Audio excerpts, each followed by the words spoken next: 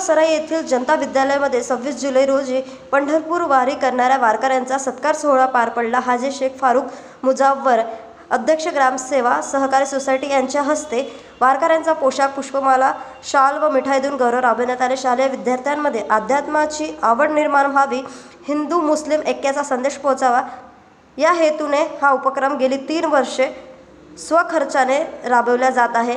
यावेळी शिवानी लोखंडे, उषा धामोळे, रामदास खंडागळे, अरुण रिंडे, आनंदा शेवाळे आदीसह अनेक वारकऱ्यांचा सन्मान करण्यात आला। कार्यक्रमात अजहर पठाण, रामेश्वर तायडे, प्रमोद ठोंबरे यांचे मार्गदर्शन झाले। सूत्रसंचालन गजानन पाटोळे व आभार प्रदर्शन संजय पिवटे यांनी केले। न्यूज एक्सप्रेससाठी संवाददाता अखिल यांची बातमी।